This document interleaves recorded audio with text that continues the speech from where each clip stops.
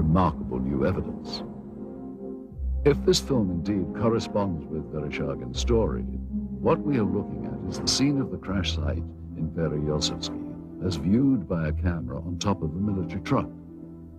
The focal point of this scene is here, and indeed appears to be a disc embedded in the ground. Here we see soldiers exiting the truck, led by a captain. The troops are met by another officer, this one a major, and then they join other soldiers and officers already on the scene.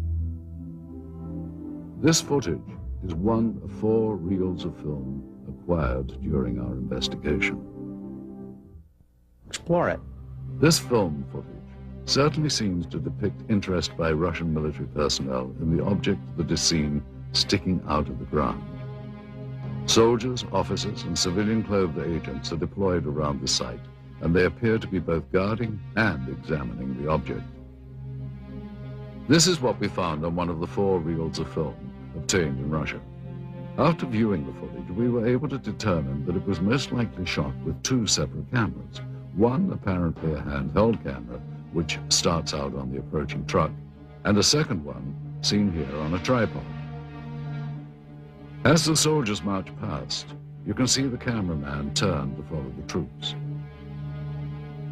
Here we cut to the other angle, the point of view from the tripod camera. And here you see the handheld camera as the truck pulls up. Both cameras change vantage points several times during the film, as if to get better views or perhaps under orders of a superior. From this angle, we see yet more troops arrive. Author Veniamin Vereshchagin described... Вы знаете, в дальнейшем события приняли более такой масштабный характер. По просьбе КГБ были привлечены... On the KGB request, the Soviet army... And here you see the man who is probably the head KGB agent directing the cameraman to point his camera toward the disc. A total of almost 1,200 feet of negative were recovered just on this crash site. It is possible that more film was shot, but this is all that we were able to obtain. None of this film depicts the removal of the disc itself, and at no point do we see inside the object. From this angle, we do see the handheld camera shooting behind or inside the disc. However, that footage, if it was in fact ever shot, was not included in the cans of film we acquired. We can only speculate that it may still be at large.